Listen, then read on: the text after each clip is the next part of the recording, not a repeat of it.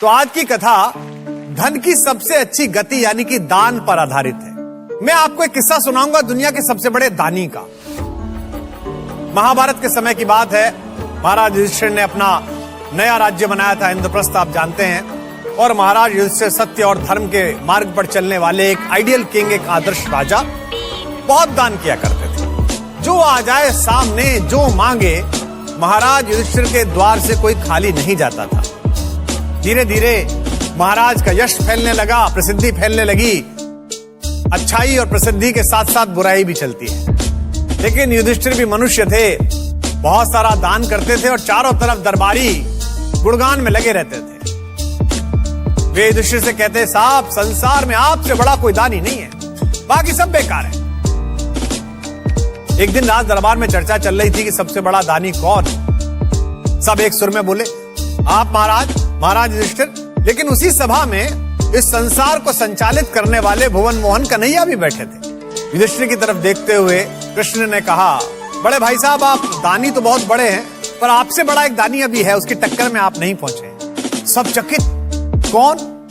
भगवान ने मुस्कुराते हुए उत्तर दिया, कर्ण। महाराज युधिष्ठिर ने कहा, द्वारिकाधीश, आपकी इच्छा ही हमारे लिए आज्ञा है। आप ठीक कहते हैं तो सही कहते होंगे, लेकिन मुझे नहीं लगता कि दान देने में मैं कर्ण से थोड़ा कम हूं। भगवान मुस्कुराए और कहा कि धर्मराज, धैर्य रखिए, दुनिया में हर बात की परीक्षा होती है।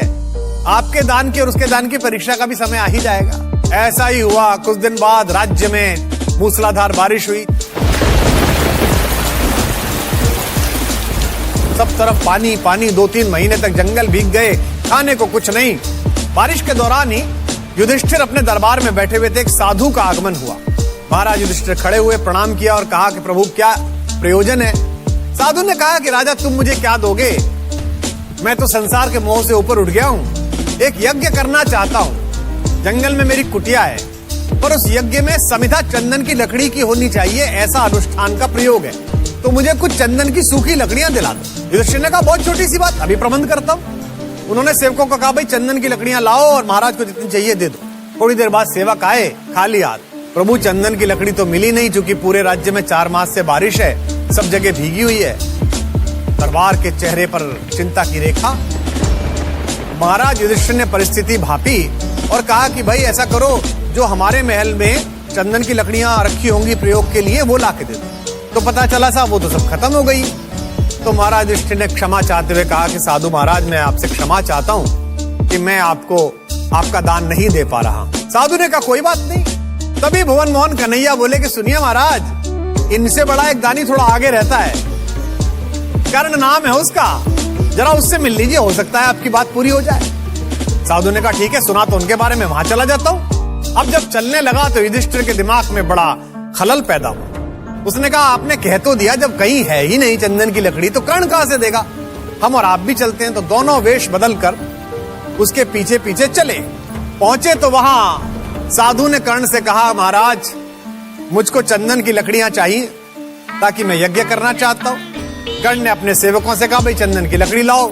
सेवक बोले, जी जंगल में बारिश है, यानी कि वहीं खड़े हैं जहां युधिष्ठिर खड़ा था। अब साधु ने कहा, ठीक है महाराज, यहां से भी खाली हाथ लौट जाता हूं। कर्ण ने खड़े होकर मुस्कुराते हुए कहा, कर्ण के द्वार से मांगने वाला खाली हाथ लौट जाए, यह संभव नहीं है। दिन निकलना भूल जाए, यह संभव। आप रुके महाराज, इस पृथ्वी पर अगर चंदन की एक भी लकड़ी सूखी कहीं होगी, तो वो आपके यज्ञ के लिए कर्ण अर्पित करेगा। और उसी क्षण कर्ण के मस्तिष्क में आया। उसने अपने सेवकों से कहा कि सुनो, मैं और महारानी जिस कक्ष में सोते हैं, उस कक्ष के खंबे और छत चंदन की लकड़ी की बनी हुई है। मैं रोज देखता हूं और उसकी सुगंध अनुभव करता हूं। तो मैं आप लोगों को आदेश देता हूं कि मेरे शयन कक्ष के सारे दरवाजे खिड़कियां उतारिए, उसको तोड़ दीजिए, उसकी लकड़ी ले आइए और महाराज को अर्पित कीजिए, ताकि अपना यज्ञ कर सके। यही हुआ। कर्ण का शयन कक्ष ध्वस्त कर दिया गया और वो लकड़ी समर्पित कर दी गई।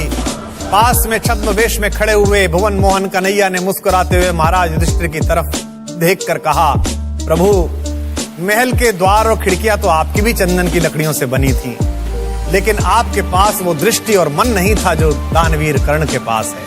महाराज युधिष्ठिर निशब्द थे। उन्होंने हाथ जोड़कर कृष्ण के सामने क्षमा याचना की और उस समय स्वयं समय ने ही संसार के सबसे बड़े दानी के रूप में कर्ण की घोषणा कर दी।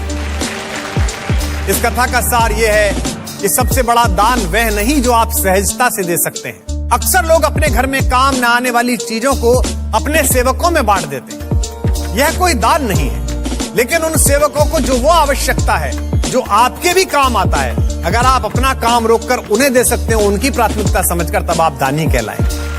राज्य के चंदन के पेड़ों की लकड़ियां और राजकोष से धन देकर अगर आप चंदन की लकड़ियां किसी साधु को देते हैं तो दानी नहीं कहला सकते। आप अपनी सुविधा को असुविधा में बदलकर, समस्त दायरों से उठकर, अपने शयन कक्ष की खिड़कियां उतारकर, उसकी चौखट तुड़वाकर, उसकी छत तुड़वाकर अगर किसी के यज्ञ को मंगल कर सकते हैं, तभी आप दानवीर कर्ण कहला सकते हैं।